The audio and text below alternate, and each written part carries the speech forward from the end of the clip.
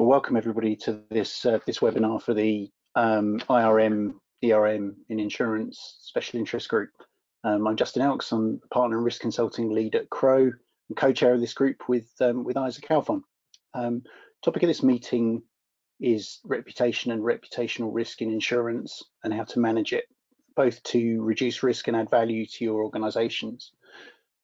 Just to give us a bit of time to get people in and just to give a bit of a recap of the group as well. The idea is to cover topics that have particular relevance to practitioners and other stakeholders in enterprise risk management and insurance. Previous sessions have included topics as broad as board risk governance, operational resilience, ESG and sustainability, strategic transformation, and even Solvency II. We're really keen that this group's agenda is led by the people that attend and the members. We have a small working group established to make sure that we keep a focus on areas of interest. So if there are any topics you'd like to see covered or any feedback that you'd like to give us today, please do feel free to contact myself or Isaac, either as we go along or after the session. So with that in mind, in order to help target today's discussion, but also to help us to plan our future sessions, we've just got a few questions up front for you to answer. First question on a poll is, which sort of business do you work for?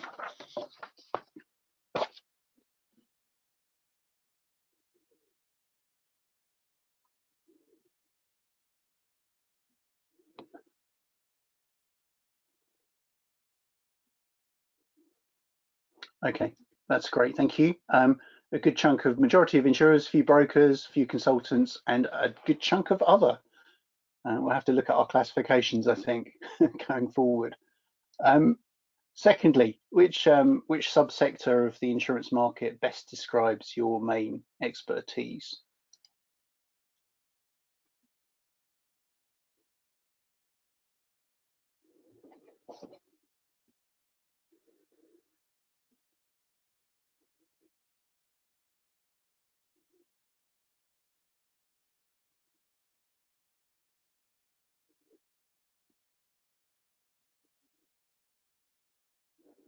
Okay, that's great. Thank you, everybody. About 40% general insurance, pretty similar amounts of Lloyd's and life, and a similar amount of composite as well, with a little bit of reinsurance just into the mix.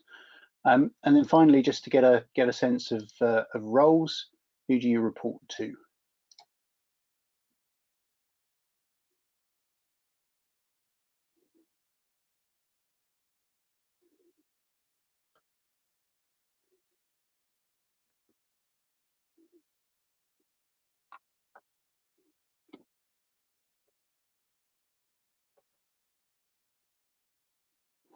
Okay, thank you. Good number of risk managers, I guess, some heads and people reporting into the C-suite, and about 1 in 5 reporting into CEO.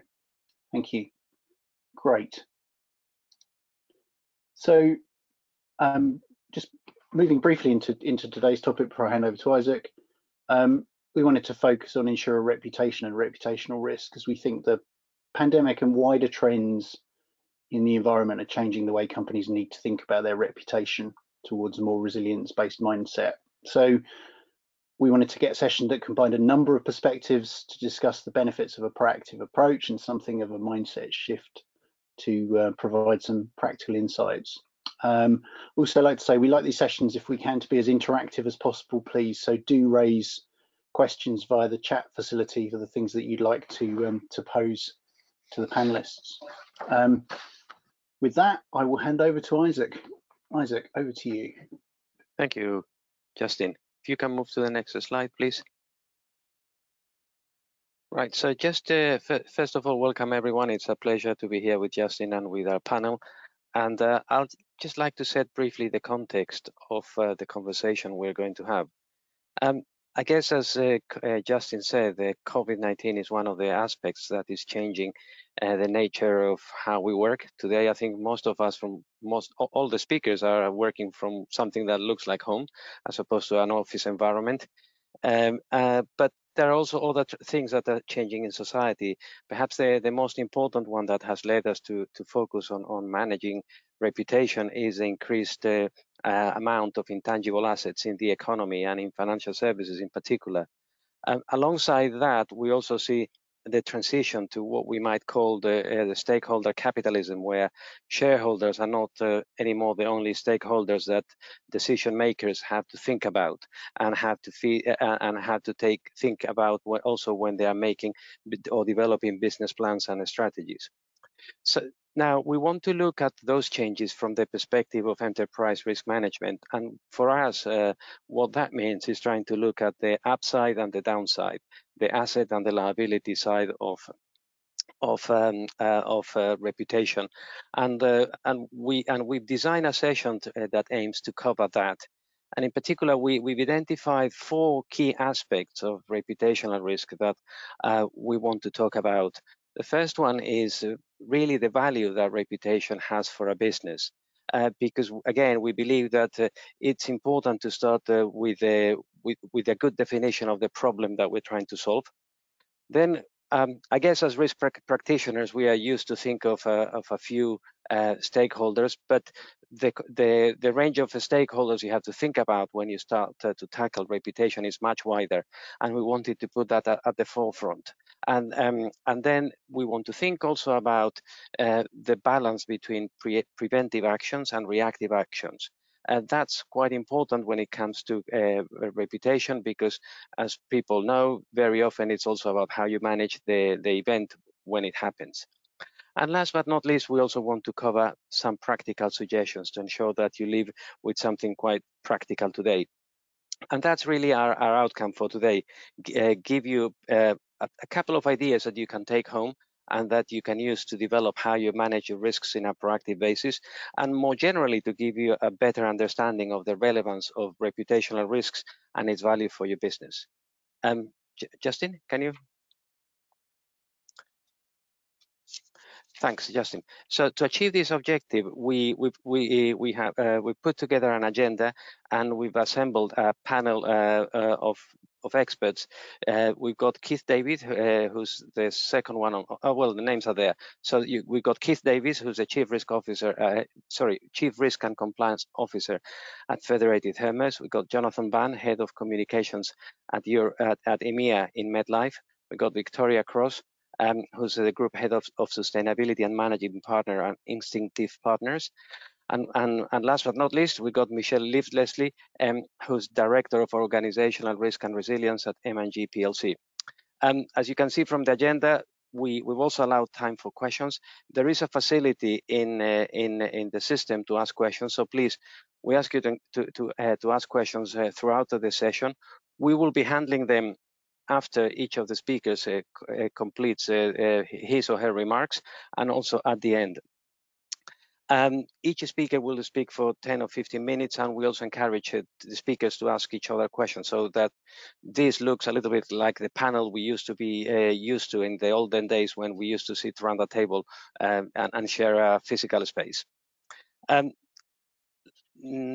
Justin, could you please? Right.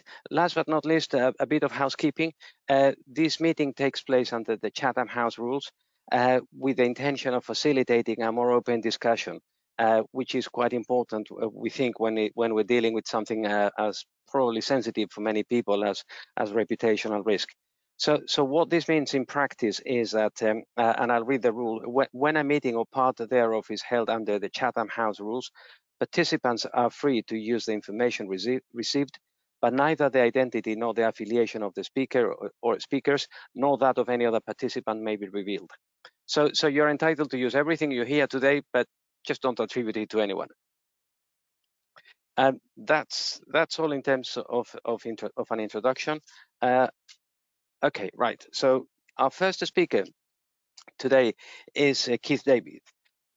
Keith Davis, as I said, is the Chief Risk and Compliance Officer at Federated Hermes International.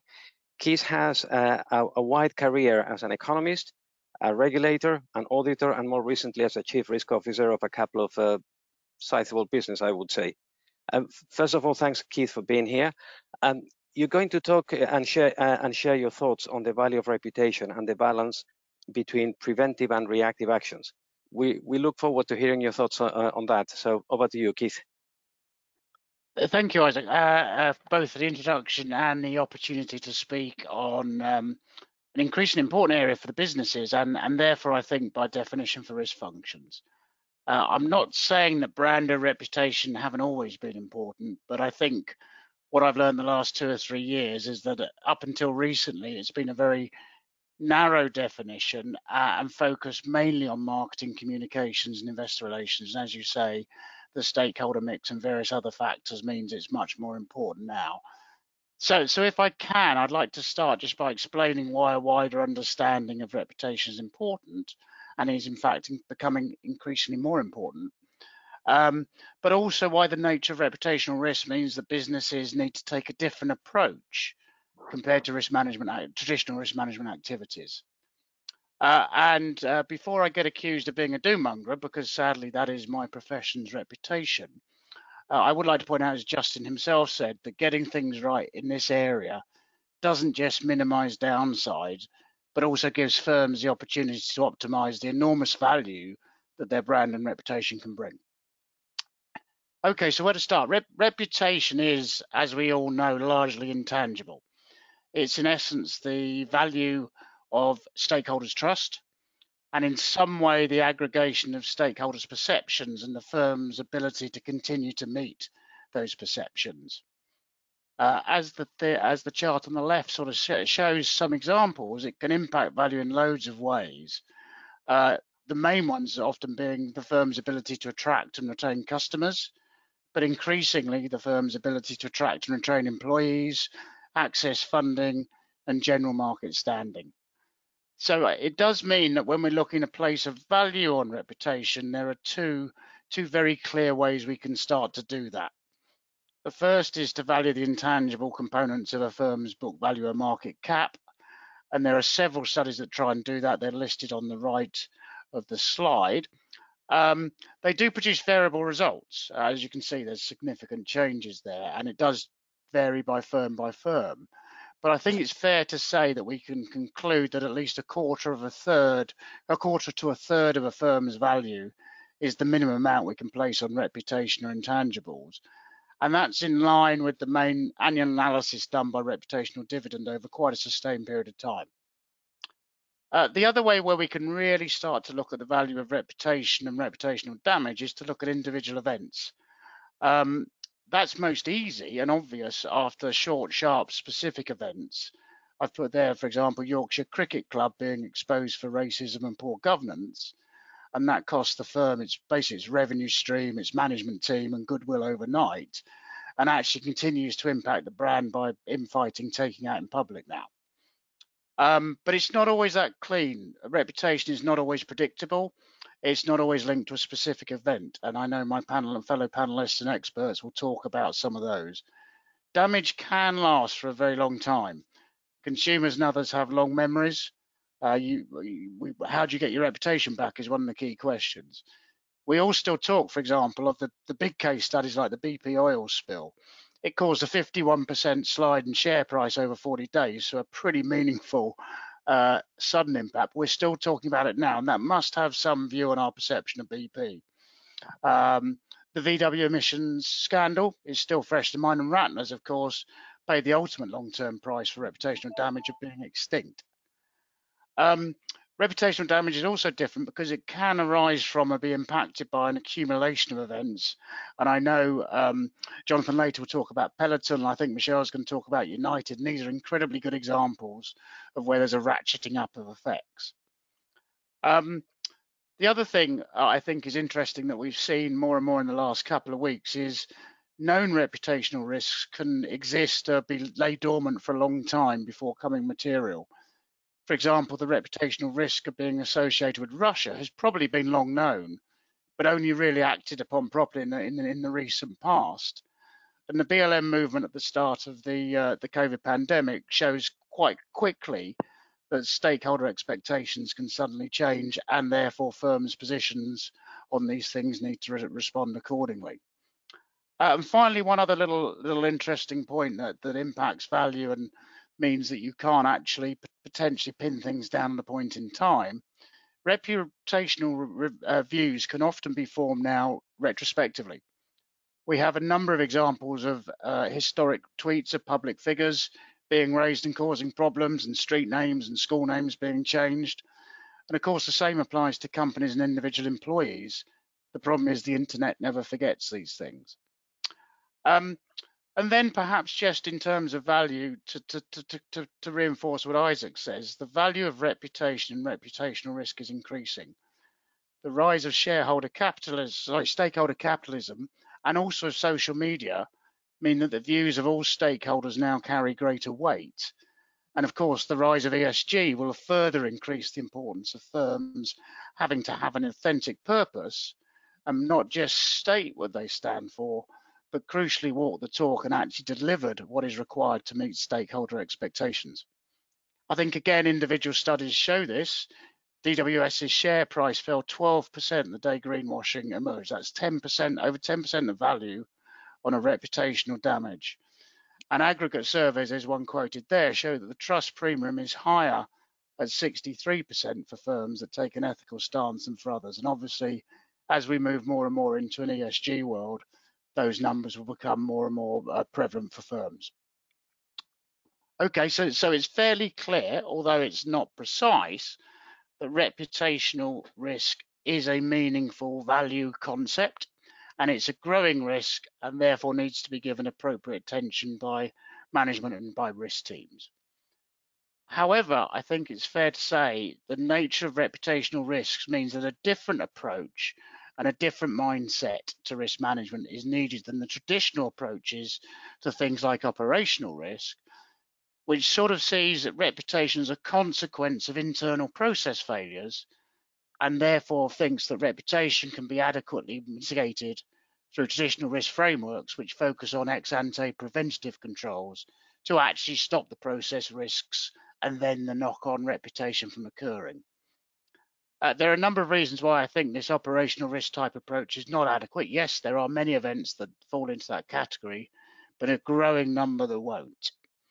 Firstly, that op risk approach doesn't cover all drivers of reputational events. Many are created not by the process itself, but by people's behaviours, their views, and by communications. And it's also true it's not covered by the framework because many reputational events are caused by minor processes that are unlikely to be material enough to be covered by traditional risk activities. For example, would a risk team really have looked at United Airlines removal policy? The second reason why it's different is the interconnected world means that reputational risks can now apply across the supply chain and outside the scope of traditional risk management and internal controls. What your suppliers do reflects on you as much as what you do in times now, Boohoo being a very good example. Third, and critically, firms do not own their reputation. This is very different to their processes. They do not own their reputation. It is the views of others that matter. And therefore reputation can no longer be controlled internally by communication and marketing teams. Indeed, I think it's fair to say that views on social media sites like Glassdoor and Trustpilot may even now carry more weight than firms' own communication that can often be seen as spin. And again, I just emphasize this means that firms cannot control their reputation internally like you control processes. And this is most obvious when you have situations of sector contagion, like the Woodford scandal, which impacted a large number of asset managers. You get fake news, or you get fake websites or fake social media sites pertaining to you, but you have to respond to. So finally, that word response is critical. I would say perhaps most critically, the biggest difference between reputational aspects and more traditional ones is it is not possible for internal controls to prevent all incidents, however good you make them. And therefore, there has to be an even greater emphasis on resilience and responding to events and stakeholder views than perhaps with operational risk.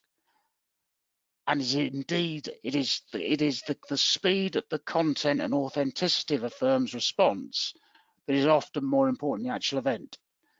BP is the classic case for this, again with Tony Hayward's failed communications further amplifying the problem. And even last week, the Olympic Committee's U-turn on Russia para-athletes shows candidly that reputation was damaged, even though the outcome was the same by having a prolonged and jittery response. And there's some statistics on the second slide there, please, that quoted from Pentland that show how an instant and authentic response can actually turn a negative situation into a positive one despite an event occurring.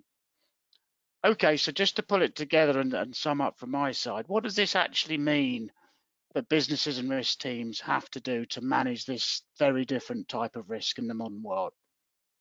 Firstly, I think they need to understand that events can be caused by behavioural, communication and supply chain issues, as well as by traditional internal process failures. I think secondly, and it's emphasising or building on Isaac's point, there's many stakeholders, it's actually more than that. Firms and functions need to look at the decisions, the communications and events through the eyes of those different stakeholders, and seek to see if a firm's actions could actually cause an expectation and a loss of trust for all those different groups. We really do need to walk in the shoes of others to understand reputation. Thirdly, I think the emphasis has to be on the importance of resilience and responding when, not if, events occur from whatever source. We're starting to get used to that with cyber and operational resilience, but I really do think organisational resilience is one of the next big things that needs to be conquered. I think teams need to be authentic in determining their process, key decisions and communications, and risk functions need to hold management to account on this.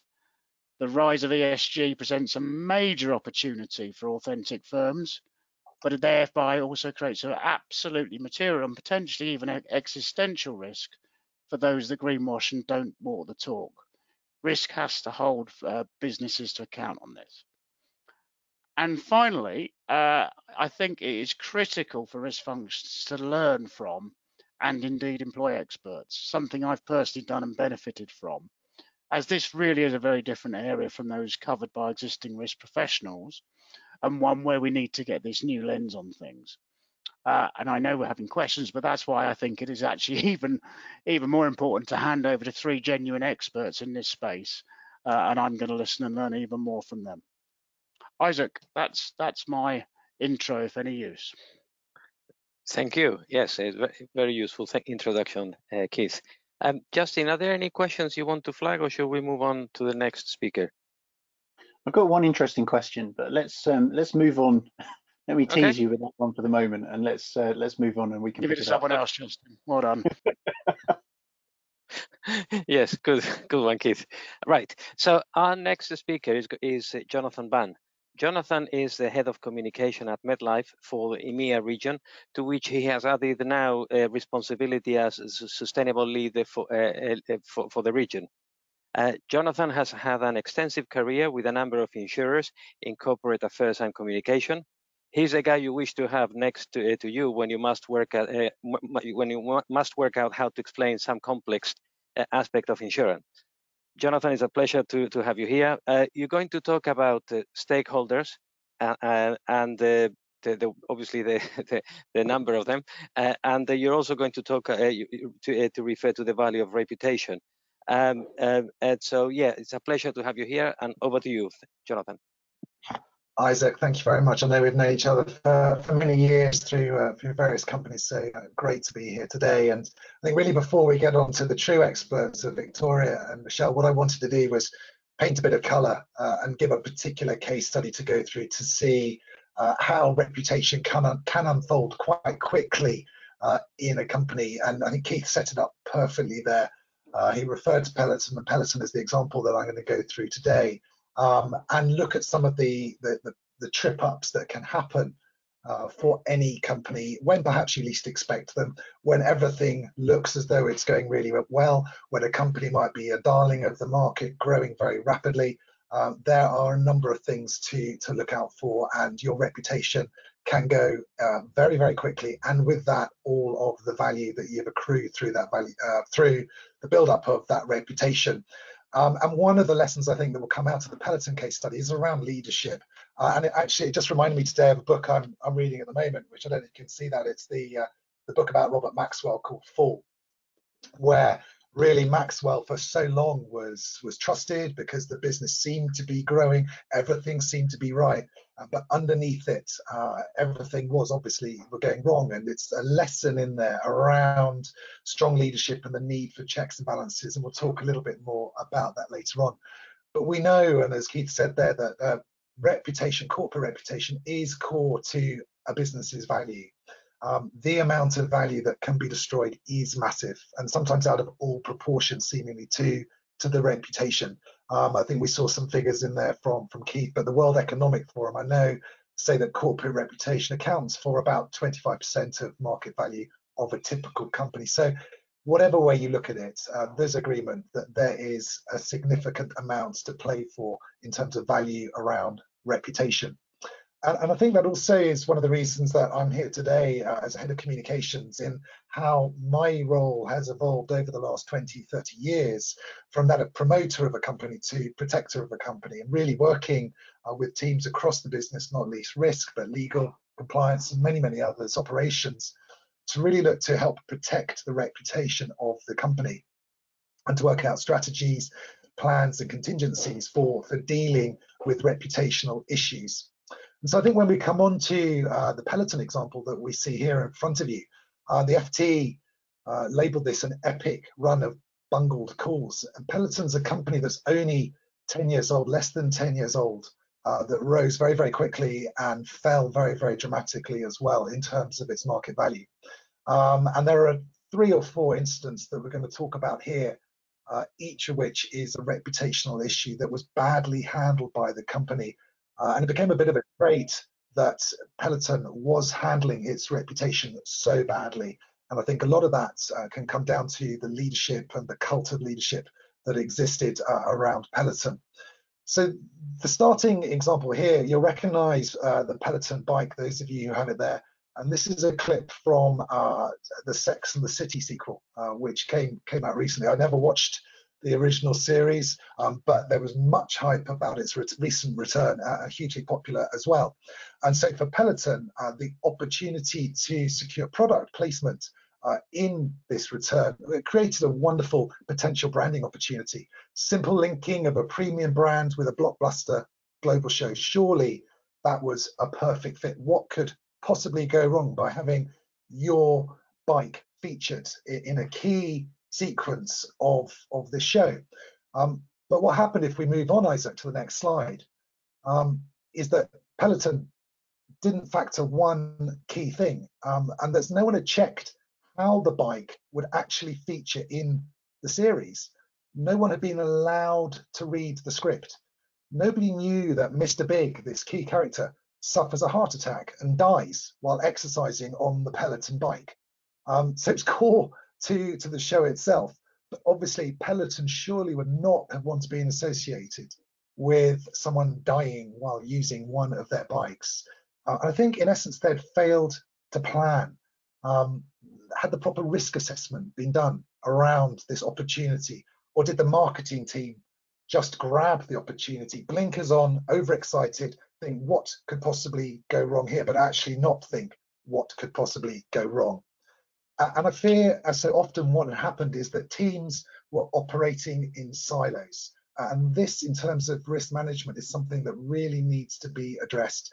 Breaking down those silos, stopping people from not talking to each other, working with teams, like I said earlier on, the risk, the compliance, the legal team, to talk through opportunities like this and understand the risks. And I think that failure to plan in full, to simply insist on knowing the plot of how their bike would be used or walking away, led to an 11% drop in Pelican's share price, knocking about $1.8 billion off the market value of Pelican once this all broke and this came through. So relying on hope and trust is not an effective reputational risk management strategy. Now, Pelican did scramble to react, and Keith mentioned there how the response can be equally important. Again, good planning, good preparation can really, really help here. So a corporate statement was issued, and then a parody ad with the Mr. Big actor Chris Noth about the health benefits of cycling, but the damage had been done, not least of all when Chris Noth was then involved in a sex scandal just as that advert came out. And so the seeds of doubt had been sown. And I'm a very keen cyclist. I am a mammal. So one of Peloton's stakeholder demographics had these doubts that if you get on one of these bikes, you could well end up like Mr. Big there. But it's not the first time that Peloton had taken a reputational hit for its comms and marketing. Go back to just a couple of years, Christmas 2019, and yeah, sorry, thank you, Isaac. The Christmas holiday ad that they ran in 2019 backfired when it showed a man giving his female partner a Peloton bike. Lovely present, but it was the way it was presented. Peloton hadn't thought through the implications of the message, as the partner appeared to try to please her partner by showing her exercising on the bike, and you can see the still there from it. It was likened on social media to a hostage video, with the lady holding up the camera and she grimaces as she's going through her exercise.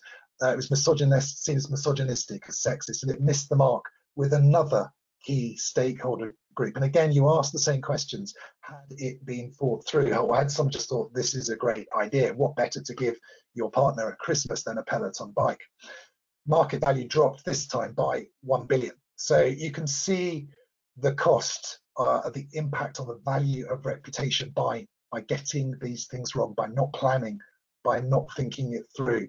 Poor judgment, the lack of discussion, the lack of review around these that seems to have gone on here.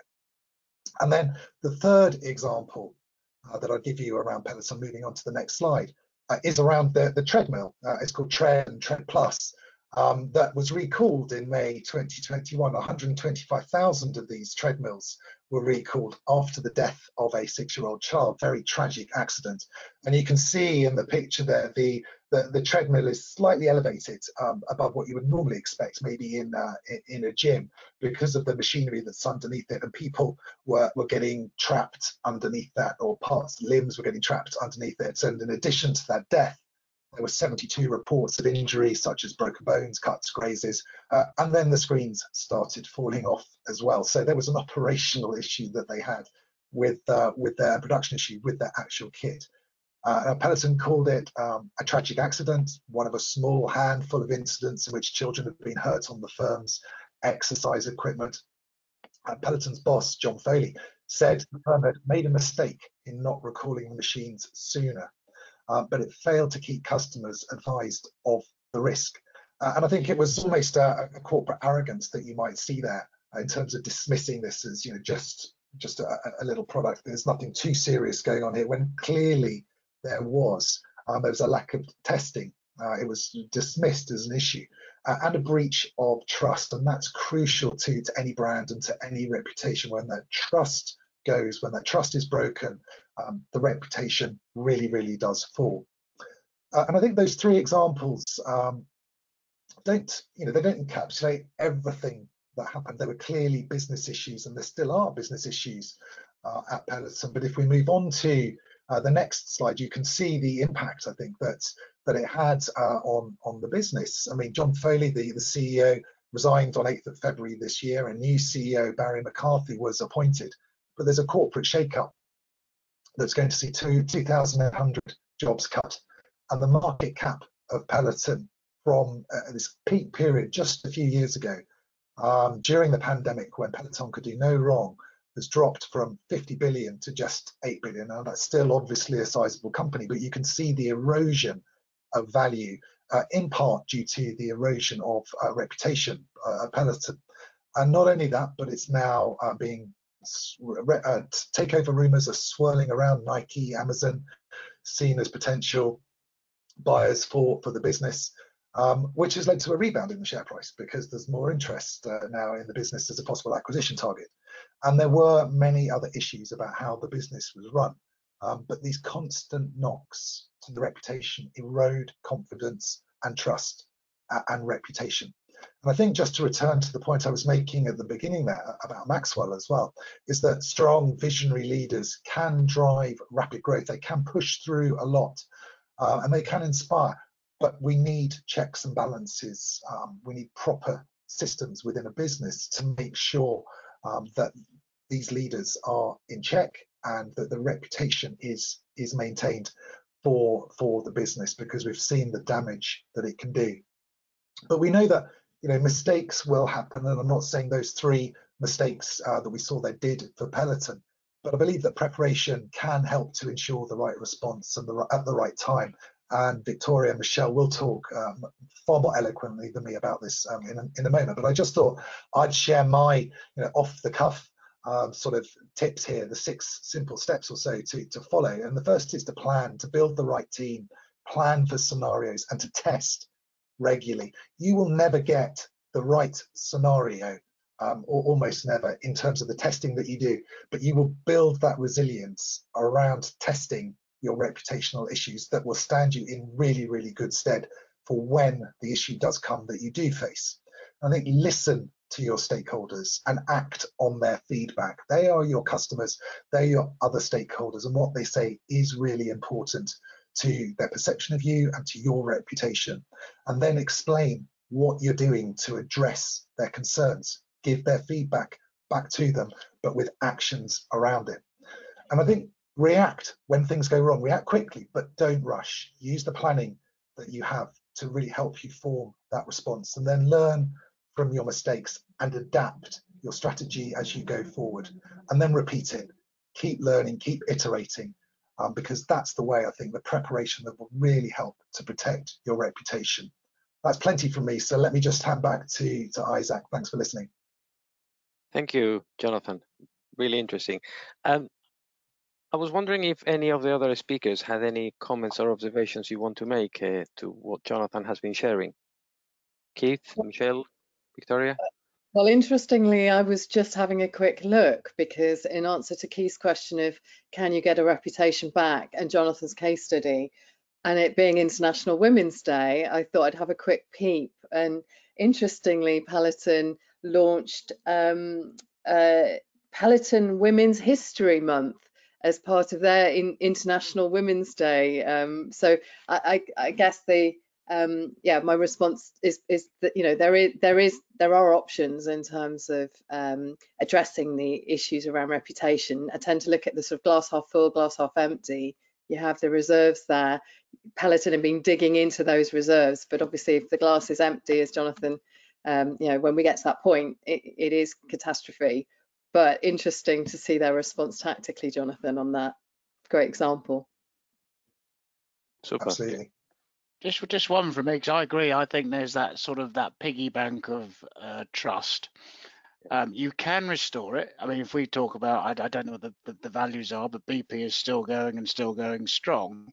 But I also do think it was the first one that was looked to in the Russian crisis, and the eyes rolled first. So there is something deep down, however much you restore it, there will always be that nagging doubt in some people's mind. Once trust is gone, it's sort of probably gone forever. It can be back, get some of it back, but not all of it, would be my instinct. Yeah, I would add on there as well about the Goodwill piece with Peloton. Clearly, they had a product that really did appeal and had a market just waiting for it in lockdown.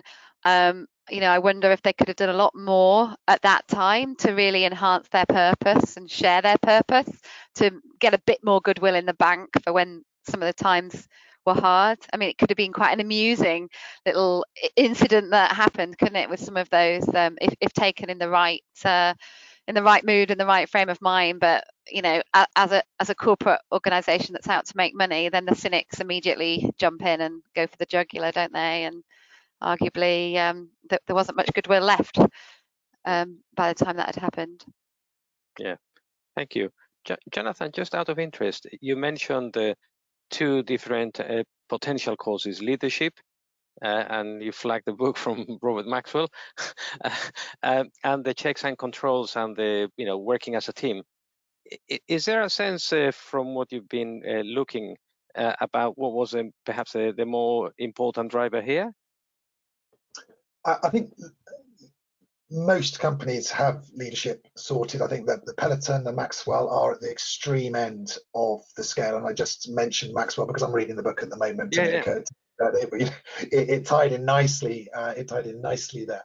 But I think most corporates will have their appropriate board structures and other checks and balances to make sure that that's not the case. What you have with Pelican is still a very new company growing rapidly and requiring that strong leadership. So it's sort of a case in point. The more mature companies, you'd hope, have the structures in place to be able to deal with that. Okay, thank you. Thank you. Justin, are there any questions from the audience that you want to put to the panel? Oh, sorry, to Jonathan.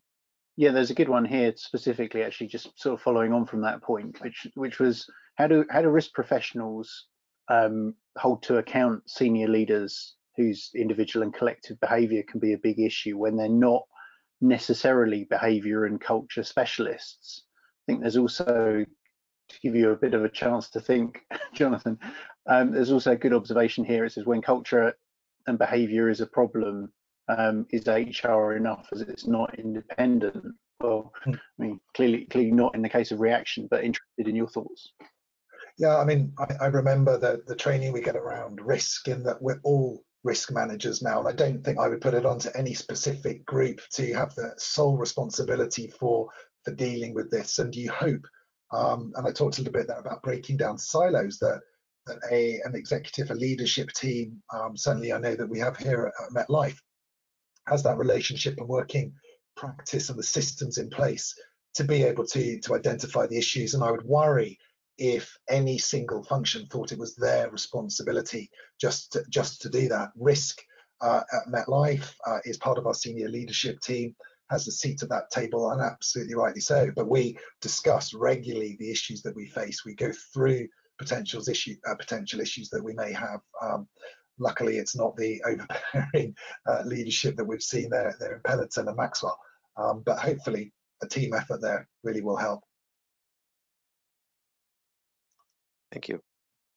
Might be worth me chipping on that, because I think when I first looked at this 3 years ago, there's a group of activities around organisational risk that aren't covered in traditional functions, reputation being one and behavioural being a part of that. Sustainability, social media being others that come, digital comms that comes immediately to mind. And so I do think, whilst Jonathan's right, the first line is everyone's responsibility to own it. You do need that independent challenge across all risk types. And therefore risk management functions have a role to play in the same way they do in terms of operational risk is run by the business, but risk oversees it.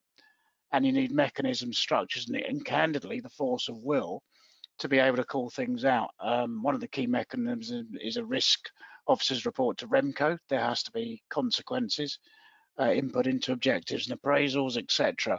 But I do think if the more you get into that, it's a very fair question, the more you need to understand it rather than make a judgment call whether things are good or bad, because obviously it gets into very grey areas. But it's definitely linked to all this, the intangibles, and particularly financial services firms where everyone says it's all about the people. Well, is people risk really being managed properly?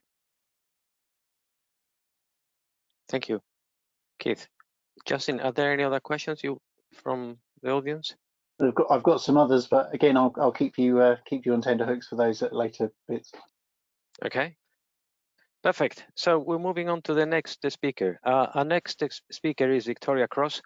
Victoria is the Group Head of Sustainability and Managing Partner at Instinctive Partners, a public relations and communications agency.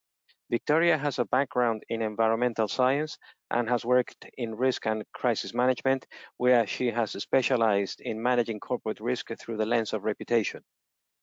Victoria is going to draw on her substantive experience and share with us some thoughts about the balance between preventative and reactive actions, and also some practical suggestions to manage reputational risk. It's a pleasure to have you with us, Victoria, and looking forward to your remarks. Thank you. Thank you very much for inviting me. And as Isaac said, I'm in a privileged position of having really quite a fascinating role working at this intersection between corporate risk and opportunity, but always looking through that reputational lens. I've worked in risk as it tends to show up in different forms of communication for my entire career. But as the other speakers have talked about, it only feels to me to be the last few years where businesses have finally truly understood why reputation has such a rightful place on the balance sheet. And the success of both preventative and reactive measures in order to protect this really important asset, to me, actually sits at most of your doors. It's about the quality of the risk register, first and foremost, and whether you have a really true, deep, broad understanding of where your reputation could be at risk, not least from litigation. Currently, there's nothing more dynamic, or particularly from a reputational perspective as I see it, than the risks posed by ESG, and some of our other speakers have already mentioned that topic. There's already been about 1,800 climate-related legal cases over 30 different jurisdictions worldwide. And 2021 saw quite a dramatic rise in shareholder activism in this area. We've had votes against directors for a lack of any credible climate action plans seen and being brought forward. And according to S&P, this trend is set to pick up speed during the 2022 proxy season. One of the biggest risks that we see currently faced by boards is the level of sustainability illiteracy around the boardroom, and this can lead to reputational risks simply being ignored. In insurance, for example, a service-based financial services industry ostensibly with relatively small direct carbon footprints, the topic of climate change can be overlooked. But when we consider adaptation of business models and processes to the effects of climate change, then there's obvious categories like flooding and extreme weather. But who's talking about biodiversity loss and the impact on soil and agriculture in the insurance sector? Are there some blind spots there that we need to be addressing? Of course, there are the obvious opportunities. We worked with a client last year that was embracing environmental changes in legislation and brought forward an electric vehicle proposition, which it's now enjoying great sales of. But there's also the responsible investment lens to look through as well. And suddenly a whole category of new dimensions to consider. And it's great that we've got Federated Hermes here today talking to us about these topics. But like most topics, as soon as you get to grips with some aspects of it, stakeholders come along and they want more, don't they? How typical. And for me, the case study that I was going to touch on today was an organisation called Ceres and Climate Action 100, which is a fascinating US-based investor-led initiative, which is trying to encourage the highest polluting companies in the US to have more ambitious climate plans. I mean, who'd have thought this even a few years ago for that even to be on the agenda in North America? So fantastic that they're really starting to put pressure on some of those larger organizations. But interestingly, the latest report that they put out wasn't about oil and gas or industrial manufacturing, but food production and retail. Because actually the food production system is responsible for about a third of the world's greenhouse gas emissions, 80% of which are embedded in their global supply chains. The particularly interesting piece that they really focused in on was those scope 3 emissions. So the emissions within the supply chain that those large food manufacturing companies are responsible for. And if you just go on to the next slide for me, please. What they highlighted was that less than half of the largest food manufacturers in the US and their relative supply chain partners and retailers actually disclose their largest source of greenhouse gas emissions, essentially not taking responsibility for the scope 3 emissions in their supply chain. And even fewer have targets for their reductions, literally a name and shame league table with traffic lights and ticks and crosses against each one. And that's before we even looked at scope 4 and home working. So it just really struck me as being a prime example of companies who we are holding up, sharing, talking about, celebrating their actions and their global commitments.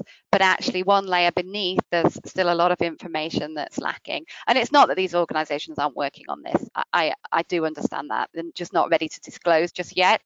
But fundamentally for that audience and that group of investors, these were major red flags that were being held up. So what can we as organisations working in our independent way do about this? Well, I think there are two things that you can look at. The first is the proactive. It's the business systems and processes that Keith's already touched on, and Jonathan as well in his action planning.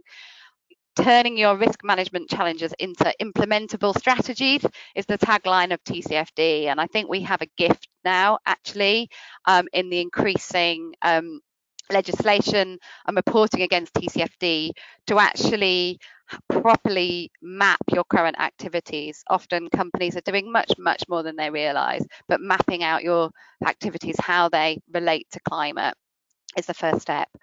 Understanding your litigation and liability risks and being really honest about the different perspectives from different stakeholders that could come in and could start to challenge your plans. And work long and hard on the scenario planning. And as risk professionals, this is obviously what you're good at, just using that data, both from everything as including global temperatures, but also legislative headwinds, to truly understand your position on these topics and identify those risks. If you have already identified them, work out who you can collaborate with to help solve the problems, because these aren't problems that are going to be solved on their own. That's just one example of using a topic as wide-ranging as climate to have a good hard look at dusting off some of the areas in your risk register. And then when it comes to the reactive, being ready, as Jonathan was alluding to, making sure you plan and you test your internal systems, making sure that you've got the right processes and resources in place to head off different accusations from different sets of stakeholders. And that crucially, as Keith touched on, making sure that you're monitoring and that you're listening and that you've got 24/7 alert systems to where some of these new topics might be coming over the horizon, or indeed topics that you're well aware of on the horizon suddenly coming to the fore. Being sure that you understand that changing sentiment and that you're holding up a mirror as to how that court of public opinion might be judging your organisation. And making sure on a really tactical level, you've got spokespeople willing to talk about these topics, willing to react, willing to be the human face and the empathetic voice when you are challenged on certain situations, which I'm certain would have gone a long way towards helping Pelican in their struggles. And it's about empathy and communicating with purpose. And if you do have a strong core purpose, making sure that you're leaning into that when you're responding to some of these more difficult challenges. We talk to clients about auditing themselves in peace times. And as it says here, we have a tool available free to anyone on this webinar if they want to just ask themselves some basic questions about how prepared they might be to manage a crisis situation. Thank you very much. Thank you, Victoria. I was wondering if there are any comments or observations from the rest of the panel. Okay. No. I was just going to quickly raise the point around responsible investments, particularly for our insurance sector. I mean, it's such an opportunity for us where, as insurers, I think we can make our real difference around sustainability. If we have something like 879 billion AUM at the moment, probably about 10% of that is what's deemed responsible investment. So there's a huge playing field there still to be grabbed. Mm-hmm. Thank you. Victoria, I was just going to ask you, you mentioned at the very end the challenge of having a purpose and using that as part of your communication. I was wondering if you had any thoughts or observations about that purpose and the extent to which you can see that from your perspective as in financial services, in the sense that companies are working hard to articulate those those purposes that then they can use as you suggest. Yes, yeah. So an example that springs immediately to mind is we're working with a client, a private equity fund manager, essentially, and just helping them to understand their role in propelling small and medium-sized businesses forward, and actually the power that they have to do that in a responsible way. Helping Britain's mid-market grow responsibly was the purpose statement that we developed. They long since had helping Britain's mid-market as part of their core purpose, but actually, what does it mean to do that with real intent and in a responsible and purposeful way? So actually, it doesn't have to be a massive leap. It doesn't have to be a big stretch from what those financial services organisations are already doing, but it's thinking about how can we be really sharpening the focus of what it is that we're here to do. Of course, it's about capitalism. Of course, it's about making money, but how beyond that can the tentacles of that organization's power spread? Super. Thank you. Thank you. Justin, I was wondering if there is anything from the audience that you would like to share. Yeah, I think something that Victoria touched on as well was a question that came in, which was around what companies and risk functions can do to identify the next big potential hot topics in these areas. So I think, Victoria, you mentioned the extent to which people are focused on, while there's a focus on sustainability and climate, what about the next stage of issues, and how can risk functions help to get those on the table? Yeah, I mean, I think I can give you my personal view on the things that I think are perhaps being a little bit overlooked at the moment that will come to the fore. But you could do a lot worse than understand the legislative headwinds of what's coming down the line. So we know, obviously, as we move towards net zero, there are various stages that the UK economy is going to go through, and you can, to some degree, foresee some of those shifts and challenges. But very few people are talking about COP15, a quiet little collection of very important discussions that are going to be happening in China in a few months' time around biodiversity. Food and agriculture systems, I'm certain, are going to be on the agenda at COP27. So it's about being plugged into the debate and the academic thinking and the research science and everything else that's moving forward, that sometimes just quietly creeps along in the background, and then suddenly when world leaders come together to give it attention, gets a little bit more sharp focus. So I wish I had a crystal ball. The number of organisations that had global pandemic on their risk registers all those years ago when we were looking at them, and perhaps never quite took it seriously. There will be things that we will miss, of course, but fundamentally, I think you can do a lot worse than plugging into some of the debates and conversations going on the fringes. And yeah, as I say, horizon scanning with some intelligent insight in mind. And that was another point I was going to raise when Jonathan was talking earlier about kind of boardroom ignorance on some of these topics. Actually, you can get a lot from insight and holding a mirror up and benchmarking and seeing what others are doing as well.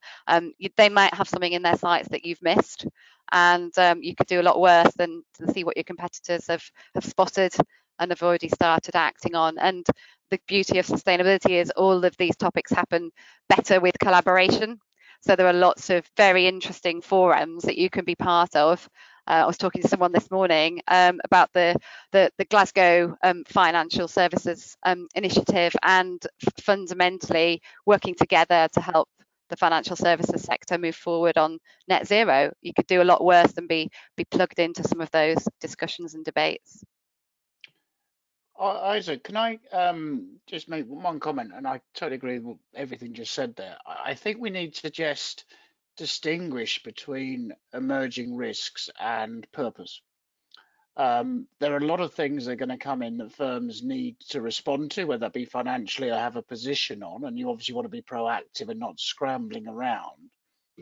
But ultimately, your purpose and what drives you is going to be what you stand for. Yeah, and there will be things, of course, we don't stand for at the moment. But ultimately, I think we just got to distinguish between the two. There will be new things that can damage reputation if you don't get right. But ultimately, you should have the purpose is a bit like your organizational strategy.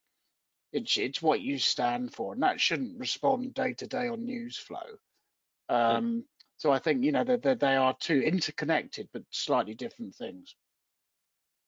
Yeah, I think that's a good point to remember. Yeah, thank you, Keith. Any other comments from the rest of the panel, please? Okay. Justin, any other questions you want to bring to the panel at this point? No, let's move on. Okay, great. Right, so last but not least, Michelle, pleasure to see you here today. Michelle is the Director of Organizational Risk and Resilience at M&G PLC. As such, she reports to the group CRO. Her responsibilities at M&G PLC include sustainability risk, reputational risk, behavioral risk, and digital comms and social media risks, which I guess it's a you know, it's a significant canvas. She brings to risk management her background of elite sport entrepreneur and academic, as well as her technical expertise in brand and marketing. We're delighted to have you here, Michelle, and you're going to draw on your experience to tell us a little bit about practical ideas to manage reputational risk. Over to you, Michelle. Thank you. Thank you very much, Isaac, and thank you very much for the opportunity. And I think Victoria set me up very nicely there by talking about the power of benchmarking and collaboration. And yes, I'm sitting at the coalface. This is day in, day out, the challenges that I am facing. So the health warning on this is that, you know, I've been asked to provide some practical tips, but I also hope that people share some of their tips on the types of approaches that they're adopting in and around this space, because I'm a firm believer that none of us are experts, that actually, you know, we're learning as we go on many of these areas. So thank you for the introduction, Isaac. So yes, as Director of Organisational Risk, I work within the group function for the CRO, which means that I have two probably quite well-known legal entities. So the PRU with a 180-year legacy, and then you've got M&G Investments, which is around about 80 years young. So I've got two quite significant brands that have a lot of legacy, and referring back to Jonathan's presentation, you know, considerable brand loyalty in certain parts of those businesses that, you know, through the tough days, through the pandemic, we've relied on considerably that brand loyalty and that customer nostalgia around, you know, the man from the PRU and the engagement of old. But the world has moved on, and so must we. Yes, we have modernized the risk function under the leadership of a very, very forward-thinking CRO, Mr. Davis, and very much pointing at the new types of risk, as Keith has alluded to, that just weren't being picked up within the traditional risk management environment. So some of the key examples you've referenced, so, you know, the pandemic, the reputational risk generated through the pandemic, it mattered to our stakeholders how we responded. And I think it's also been an interesting lesson for all of us on our personal reputation, because, you know, I don't think there's any of us on this call that would dare enter an office with a cough or a runny nose, or, you know, you feel so self-conscious in that environment, and that comes back to personal reputation and, you know, the challenges of, you know, being the one in the office that perhaps triggers, you know, time off work. But at the other end of the spectrum, the, you know, working from home culture, the risk from presenteeism. It's all too simple for people to log on with their computers at home and turn up at work when they're not well. So we've seen a whole emphasis on the people risk, behavioural risk area. Secondly, again, many of the speakers have talked about the growth in customer review, the publishing power to the people, and the fact that our complaints environment now is so different. You know, Trustpilot, Twitter, so much of our interaction is taking place within those social media channels. So we've seen a significant shift in respect of our customer contact environment, and that move to the more modern environments. And as many of the panelists have alluded to, the challenge with that is it's public facing, and my example today of United Airlines really highlights the challenge of that snowball effect once the digital channels warm up and information is being shared at speed. And then the third area is around digital and social media scams. And I'm sure, looking at the list of attendees today, I know I've got colleagues on the line who we've been in that one together. And that real challenge of, actually, we don't own the technology infrastructure. It's not a case of people trying to hack us. It's the fact that people are using our brand identities, our reputation is being presented in a way that is completely beyond our fingertips. We can't control it. You know, we're picking up the pieces in respect to those poor vulnerable customers who, or those who think they're customers, engaging with us. So I think it sort of answers the question in terms of, is it an asset or liability? Clearly the criminals, the fraudsters, are seeing the asset, the value of our brand, Otherwise, they wouldn't be using it and wouldn't have fake identities and fake websites and all the things that we've been dealing with. And again, credit to Keith and the former ABI Director General Hugh Evans, who helped to set up the ABI Special Interest Group around digital scams, which a number of people on this call are members of. But obviously the key area that we focus on has shifted towards managing reputational risk around our sustainability strategy. And as delegated responsibility for the Chief Sustainability Office on behalf of the CRO, increasingly our discussions are focused on Victoria's area of TCFD, our annual report, our sustainability reporting, etc. So it's been a really interesting, over the last 3.5 years in role, things have moved even within that time span. So some practical tips. I have got 6 key takeaways, and some of the panel have already stolen my thunder, but I might just remind you of some of the points as I go through, just because it's advice that I've heard some amazing advice today that certainly I'll be taking away. So the first area I was going to just remind us of is, and it's really useful, I think Victoria mentioned about researching an audit, but conducting a reputational audit is a really valuable exercise. Because to manage the risk, we need to understand the risk, and therefore, do you fully understand the reputation that you are trying to protect? And I mean that from an inside out and an outside in perspective. The reputation audit helps to uncover some of the blind spots that Victoria mentioned, and I think independence is a really important part of that. In respect of, I operate within the 3 lines of defence. It's great, we've got different people looking over our shoulder, but where you don't have that, or you're a smaller business, having that independent sounding board, some of the agencies that are represented today, I think is a really powerful tool. Really important to consider, reputation used to sit in crisis PR. That was a decade ago. Today, it's not about keeping our name out of it's not about column inches or keeping our name out of the press.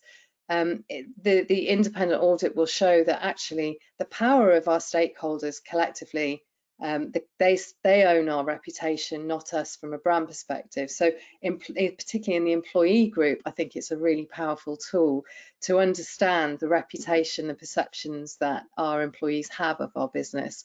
And Keith gave the example of the reputation dividend and our market capitalization value. And interesting in that recent report to see the shift in the characteristics that drove market capitalization. So I was really interested to note the change and the shift from financial sustainability had actually decreased in terms of driving market value, but actually our ability to attract and retain talent had taken a big shift in respect of the recent findings. And it also shows the trends and the changes in respect of, those of us in financial services have seen that post-pandemic reputation is actually even more valuable than it was pre-pandemic. So it's really useful to have a look at the context. Jonathan talked about context, but the context of the world that sits around our business to help with that audit. The second area, and on the previous slide, there was a banner for Better Business Act. Those of you who have to sell this because it's new and are still dealing with functions that are stuck in the, well, it's crisis PR, we just react, we just make sure we keep our name out of the press, I'd encourage you to look at the Better Business Act. There's some materials, there's lots of focus in respect of the changes that are heading our way on corporate governance code, and specifically Section 172. I'm such a bore because I spend a lot of time looking at people's Section 172s as responsibility for oversight on the annual report. So it's a really powerful shift from the shareholder perspective to the stakeholder perspective. And in an era of sustainability, all of those groups matter. It's not just a case of defaulting to, we're doing the things in the best, making decisions in the best interest of our shareholders. So I found that a really useful set of resources and tools to bring into environments where I felt that I've needed to promote the rationale for focusing on our stakeholders. And my final point on this slide is to not rely on brand. So the third point is many of us historically relied on brand as a key control for reputation. But as I mentioned, we live in an era of digitalization, self-publishing, Twitter, Facebook, Trustpilot. Our stakeholders own our reputation, not us. So the world of brand management has moved on. Social media risk is a great example where traditionally we had social media policies that were targeted at our employees. We tried to lock our employees down from talking about the brand in case they said anything untoward that might cause us reputational harm. Today, they're one of our biggest defences. So they support us in times of need, and actually strong, in the era of influencing and influencers, they're strong brand advocates. So we need to look at some of these risks very differently. The challenge from social media risk is very much the outside in, this ability to, self-publish, share fake news, communicate at scale is a far bigger risk than locking your employees down. So we need to look at things a little bit differently. I'm very lucky that I have access to a really good brand and marketing team, but they have had to evolve their approach. And that appreciation that actually it's a blend of incident response, brand and corporate communications all working really tightly together to safeguard against reputational issues that arise. Moving on, so I was going to just mention the expectation equation. So I know the ABI publish their trust equation, and I guess I could have just had the word trust on this PowerPoint slide, because ultimately all speakers have talked about trust in various guises, but ultimately that is what we are safeguarding. But that trust is driven by the level of expectation. And I would encourage everyone on this call, next time your CEO talks about exceeding customer expectation, stop them. Because if we exceed, we confuse. Trust is about consistency, consistently delivering. And a great example, the Premier Inn. I know what I'm getting when I book a room at the Premier Inn. Thankfully, I like the colour purple. I know I'm going to get crisp white bedding, and there'll be a purple throw across the end of the bed, although I'm never quite sure what that's about. The furniture will be brown, the couch will be lilac and grey. I will have croissant and porridge in the morning. I know what I'm getting. It's consistently delivered. If the Premier Inn started throwing in some fluffy throws, some crazy artwork, it would be very disorientated as a stakeholder to experience that. So this equation is about really, and this is where risk managers come into their own, expectation, the tolerance around expectation is really important. And obviously it costs us more to exceed expectation. And clearly if we drop below the level of expectation, that causes us a reputational challenge and can cause us detriment. So the areas on the left, the perception and understanding is really key to a risk manager to understand the controls. Victoria talked about listening. So on the far left, that perception is not just influenced by our customers, by our own employees. There is contagion. It is influenced by our customers of our competitors. It's influenced by hearsay. It's influenced by fake news. There's a whole world around perception, and often people get frustrated and angry that perhaps perception isn't reality, but we'll remind them that actually it's stakeholders' reality. So that is their truth. They're living that truth. So in the middle, we've got more influence. So Jonathan's world around corporate communications, we have to improve our communications to help people to understand some of the messages that we're trying to deliver. And so that, again, the risk management approach is really brilliant in this area around tolerance, because we can really help the brand, marketing, corporate communications team to really be specific about what they're trying to achieve with their brand strategy. Moving on to my case study, so a little bit tongue-in-cheek, I thought it would just be nice to have, so next slide if that's possible. Thank you, Justin. I just thought that United Airlines would give us a break from financial services, those of us who work in financial services, but it demonstrates a number of these points. In the very early days, some of you might not remember, 2009, there was a country and western singer, Andy Carroll, I don't know if do any of the panel remember this? Andy Carroll, United Brakes Guitars. He's shaking his head, but Victoria's nodding. So Andy Carroll took a flight, and in transit, the airline broke his guitar. And bear in mind, this is back in 2009, and the approach back in 2009 is he wrote a song about United Brakes Guitars. He posted it on a single media channel, which was YouTube. He had over 27 million views of his song. It was a brilliant song. I couldn't play it today. It was way too long. But significantly, the Times reported that it had basically cost the shareholders of United Airlines $180 million. So single-handedly, that one individual using that one channel and that one piece of media had managed to do that to the company. Roll on to 2017 to Dr. Deo being dragged off the plane, kicking and screaming on his way to the opening of a US war veterans clinic. His seat being taken for United Airlines employees, standard practice, process of overbooking. And as a result, there was no apology from the CEO for that overbooking. This time, $255 million. So there were some learnings from Andy in respect of compensation was given to passengers. So they had their airline tickets refunded. However, there was a lot of debate about the fact that people had witnessed their what value do you put around witnessing somebody having a broken nose, having a bloodied face, and that kind of thing.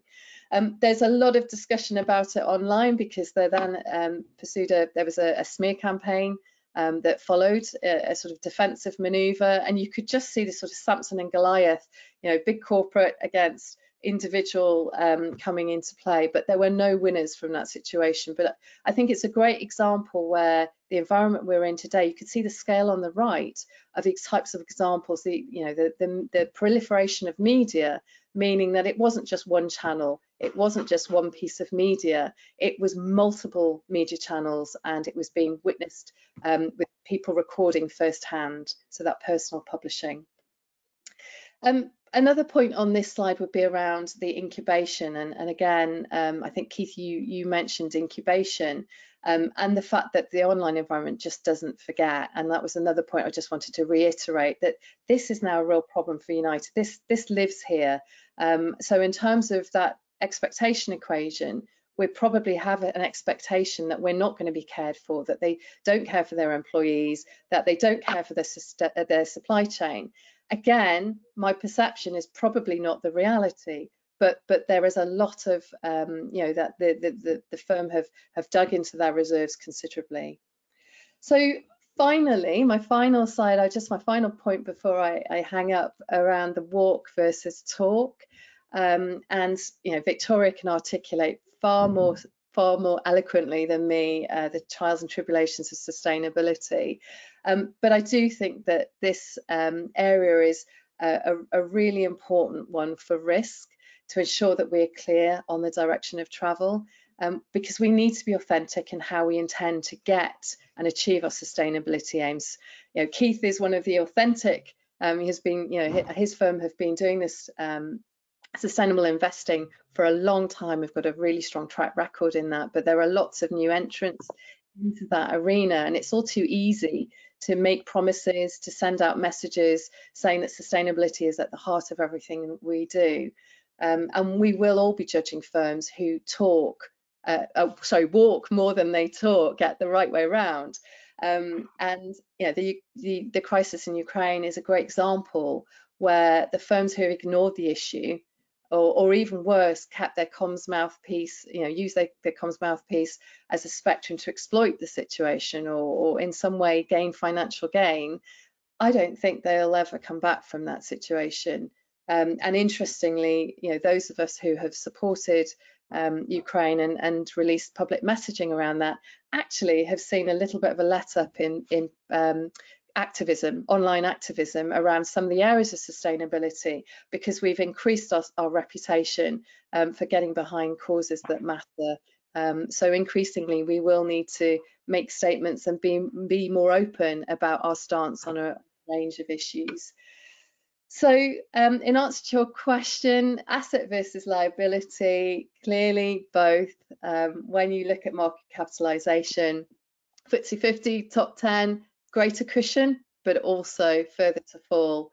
And, you know, I would say that we need to consider both aspects. So a big thank you for listening, and hope some of that is of help. And please do give us feedback in the question bar, because this is an ongoing conversation. Thanks, Isaac. Thank you, Michelle. Justin, are there any questions you want to put to the panel from the audience? Yeah, one key one that somebody very patiently has been waiting for an answer for. On very topical, are insurers' reputations at risk of being damaged if they don't stop underwriting an investment business in Russia following Russia's invasion of the Ukraine? Just interesting to get the panel's thoughts on this current challenge. Anyone? Again, I think it does go back to purpose and what the firm stands for.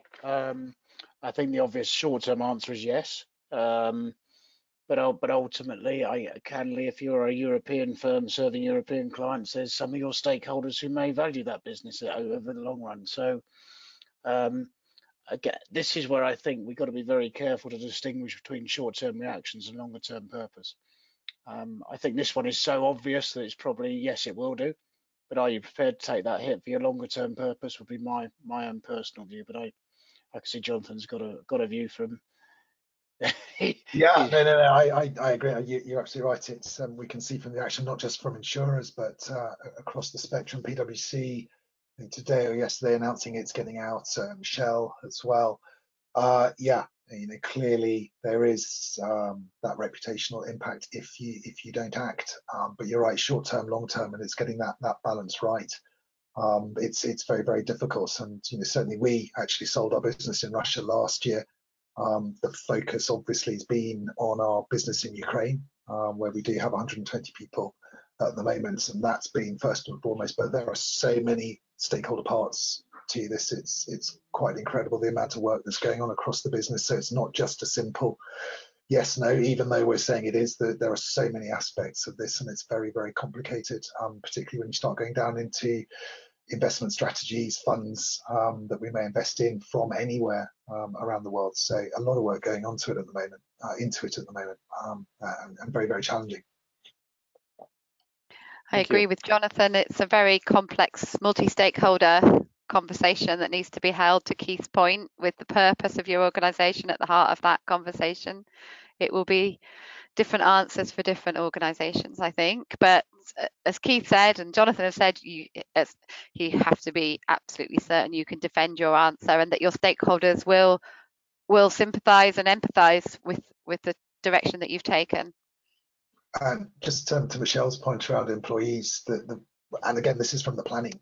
We knew employees straight away would want to know how they can help. So on that first weekend, we organised our corporate donation to UNICEF. We organised a match funding for employees, and of course that was hugely well received internally and gained us a lot of support for some of the further tougher actions that I think may have to be taken down the line. So the employees as advocates is a key consideration in this as well. Thank you. Justin, are there any other questions you want to put from the audience? There's a couple of questions around the topic of sustainability in terms of the degree to which it's a nebulous term, but perhaps just to kind of focus in a little bit around that. Interested perhaps to get panelists' views on what the next challenges coming down the pipe around sustainability are. Apologies for the people that have sent in the questions that I've sort of mauled a few questions together in the interest of time.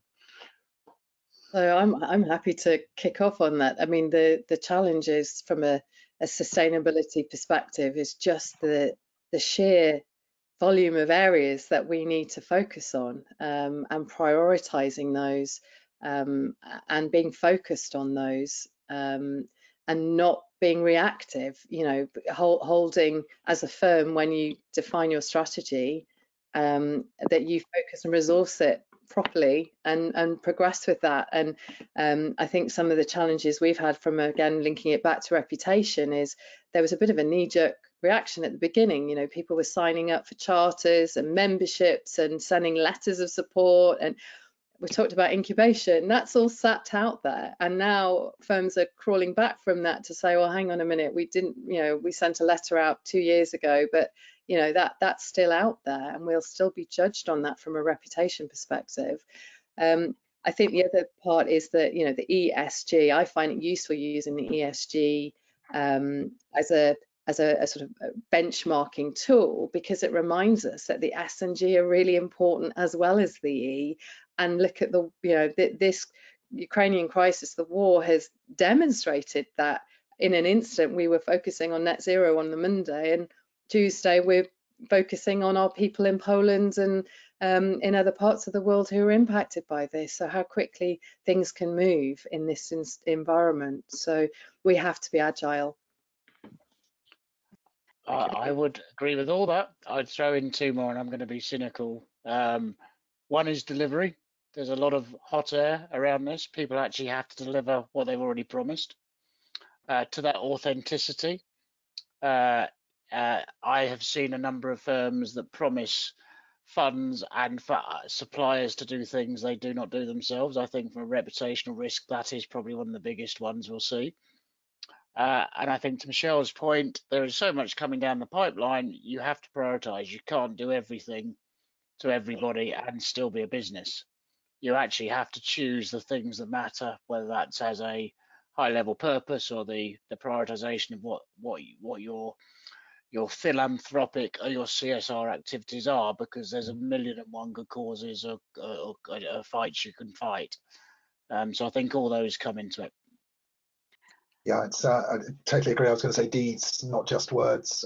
It was great to see at MetLife sustainability move to the heart of the strategy a couple of years ago in a refresh. And it's about like that word running, it's like a stick of rock just running through every business decision that's made. That's the true test, is sustainability being taken seriously in every business decision. Otherwise, it's just words. So we're doing that. I really do believe we're getting so much better at doing that, which is great to see. And I think for us, it's the responsible investment piece and really focusing on where we can make a difference. So we took the UN Sustainability Development Goals and said which ones really apply to us as a business. Where can we make a difference? And we selected that sort of 7 or 8 where MetLife feels it can really focus and make a difference. Yeah, I agree with everything everybody says. And from my perspective, I would just say supply chain, loud and clear supply chain. It's no longer going to be good enough, to Keith's point, to not know how you're going to get your arms around those emissions that are happening in the supply chain, and also the social impacts of making changes up your supply chain. So having the E and the S all the more closely interwoven, because we've seen some dreadful unintended consequences of actions under the E category that have then had social impacts. I'd like to think if there was any silver linings coming out of the atrocities that are happening at the moment, that once more supply chains will start to get shorter and more sustainable. But unless companies, organizations, financial services included, truly understand their broadest impacts, you know, we're hiding our true impacts away in the corner of do not disturb, too uncomfortable to talk about, and that's not gonna wash for much longer. Super. Thank you, Victoria. I think we're getting close to our time, and I think we need to hand over to Justin to close the event within the timescales we have. So, Justin, over to you. Indeed, I'll talk very fast. Firstly, just thanks to all our speakers. Thank you, Keith. Thanks, Jonathan. Thanks, Michelle. Thanks, Victoria, for your fantastic contributions. A couple of pieces of just quick snap feedback we wanted to get from parties, from the people that are on the call. Firstly, overall, how would you rate this webinar? Just opening the poll for you to give some quick responses to that would be great.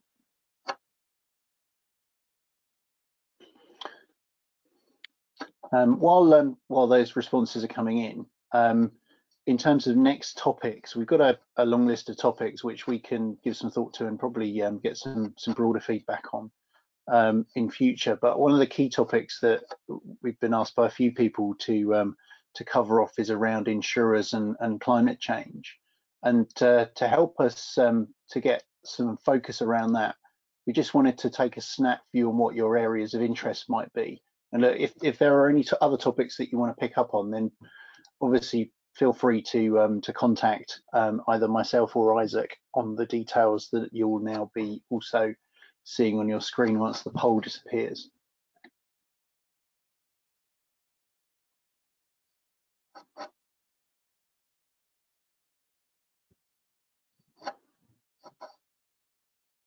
Okay. Interesting. The poll is going all over the place. Underwriting investments, but only marginally ahead of a whole heap of other areas. Okay. Okay. Fantastic. Well, I think I'm a minute over, so that that draws today's webinar to a close. Thank you again, everybody, for joining and taking part. I look forward to the next one. Thank you. Thank you, you. Justin. Bye. Thank you, Isaac. Thank you. Thanks, guys. Bye.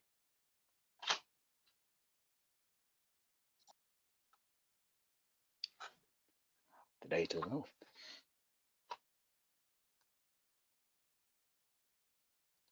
Like last time, we all spent ages working out to get it. I just found out how to turn it off. Thanks, guys. Nice to meet you, Jonathan. Thank you. I'll be here for ages. Cheers. Thank you. How you asked last time? How'd you do it? Just close the window. Close the window. There we go. Right. Let's try. Good to see you, Jonathan. Yeah, great, Isaac. Take care. Bye-bye. Bye.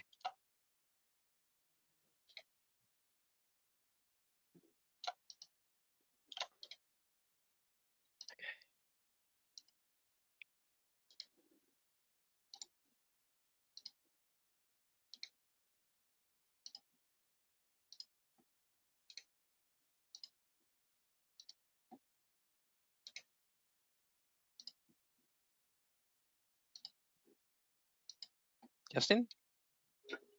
Hi, Isaac. Oh, I'm just kicking everybody else out. I'm still here. I just turned my camera off to kind of make it appear that I'm good. Okay. I've just kicked everybody else out. Okay. one by one, painfully, but it's Okay. done. So we were up at about 49 in the sort of high 40s most of the time, I think, which is good. I saw 53 as well, up to 53 when I think Victoria was talking. Okay, no, that's good. That's good to see. I mean, I guess I was taking off the panelists, so that's probably the same. We're in the same stats, but it was good general. Yeah, I think it went okay. I think as ever there was too much content, but I think I'd rather that was the case than not, to be honest. Let me stop sharing my screen.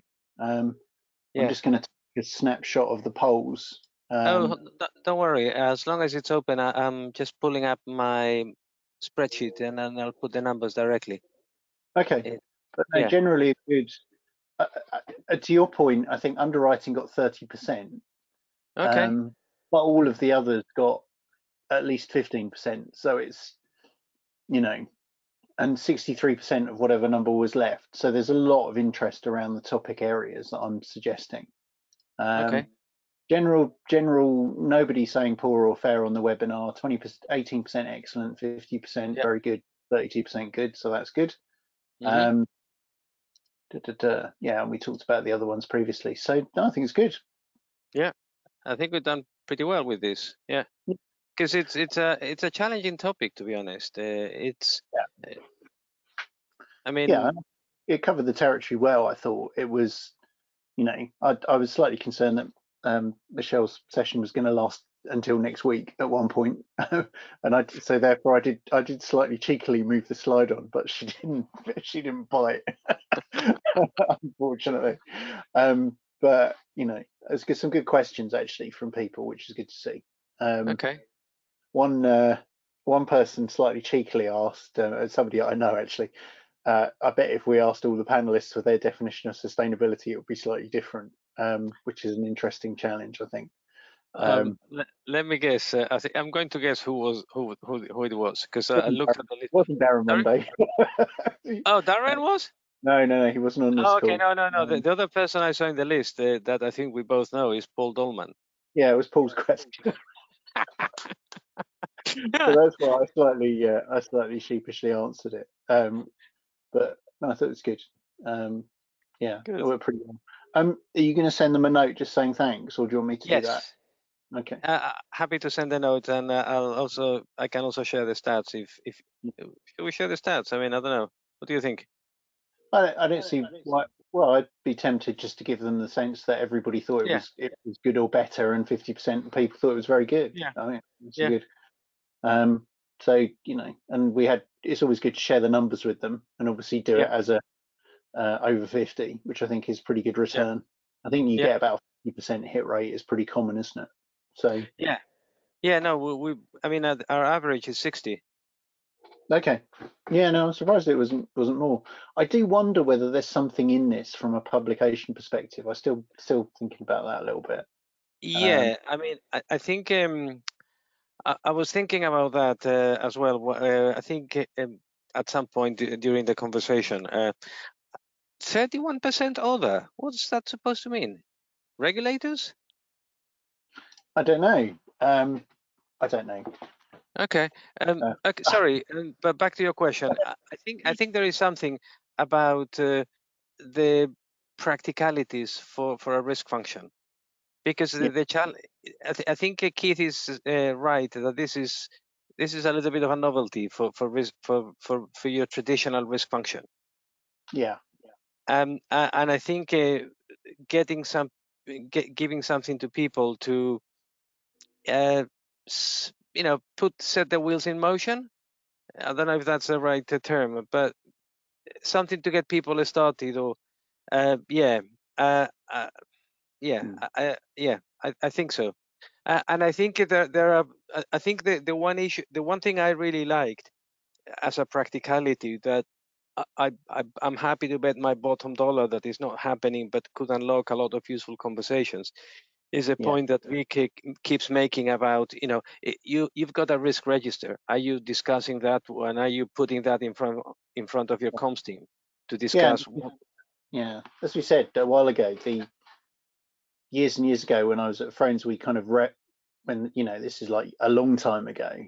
Mm-hmm. We had a very proactive comms director, and we would meet monthly and talk about what was on the risk register and talk about where the reputational flags were, and it was really sort of meat for the conversation, really. But it was a good way of doing it, because we were sort of exploring the territory and helping each other to understand things. Exactly. So, yeah, and I'm sure that. So I think there's definitely a need for that. I think. Yeah, I mean, I don't know if it is. I mean, when you've asked the question of, is there something to write? You were asking that question with Crow in mind or with IRM in mind? Well, I was asking. Well, it's a good question, isn't it? Or maybe both. Maybe IRM sponsored by, because that guarantees a wide readership potentially if we wrote it. Yes, but I guess you know the perils of that. Yes, I do. In terms of review and 6 months of purgatory and all that stuff. Yeah. I mean, I've done it before. I remember it well. Yeah, no, I'm sure. Yeah, so and if the bit we wrote about the agenda for 2022 is an indication, it hasn't changed. This is still a pain on the backside. Yeah, I think that's probably right. I'd be very surprised if it wasn't. So, do we want that? I mean, are we not better off? I mean, it's doing it as a Crow. Yeah, as a Crow output. The thing with all these things is that the thing is as well, it's always a time commitment, and we need to kind of get a sense of relative priority and what we focus in on, because we could do all of these things would add a value. I think where this appeals to me a little bit is if we think about the areas that we're focused in on at the moment, it hits a nice intersection between ERM, the application of resilience principles, and sustainability at the moment. So it's good. It's good bang for your buck. Of our kind of 5 theme areas, that we're focused in on at the moment, it covers 3 of them in one topic, which I find quite, so that's good bang for your buck as far as I'm concerned. Okay, that's that's a good way of thinking about it. That it's not about reputation itself, but more about the drivers or the kind of the subject areas behind it. Well, I think if you think about, I mean, the key messages for me are the same messages that I was getting to a couple of years ago through resilience, which was that if you go up 10,000 feet from operational resilience, what you're trying to do is build trust with your customers that you can deliver stuff when you say you're going to deliver, which is a subset of brand. And the other key point is that everybody's going to have these problems at some point, and response is just as important as what you do ex ante. And that's a key evolution, I think, of risk management that hasn't happened yet, and is going to have to happen over the next few years, driven by reputation, by operational resilience, by all these things, I think. And also partly by the regulators with things like recovery and resolution planning, which is talking to exactly this point. Okay. Yeah, there's something, it's certainly on the list. Part of me was thinking, should we flag the idea with participants? Perhaps not just yet, until we're comfortable that it's an interesting idea and we can talk about it a bit more depth. Yeah, because that's the other way of thinking about it, and because they may feel uneasy or compromised writing for something that says Crow at the top. Yeah, I think it would have to be an IRM paper if we were going down that route, definitely. Yes, but then I think there's also a value in terms of attracting readership. Yeah, definitely. No, I think we found certainly with the, remember I did that CRO, role of the CRO thing with Darren and Martin many years ago. I actually think that's an interesting paper. It's one to reflect on, because I suspect quite a lot of the stuff we wrote there is at the same time still true and still hasn't happened yet. But there we go. There's no value in being that forward looking, unfortunately. Yeah, I know what you mean. Yeah. But that's it. Yeah, an interesting thought. So we should maybe pick up on this amongst the many things we're talking about in a week and a bit's time. Yeah. Okay. Good. Okay. Super. I think we've got everything then. Yeah, I think so. I think it's good. So you're going to ping everybody a note. Yeah. And I've got the numbers now, so I can happily close down this conversation. Okay. Super. End at stroke leave the webinar. Yeah. Good stuff. Yeah. Thanks, Isaac. Thank you. Cheers then. Cheers. Bye.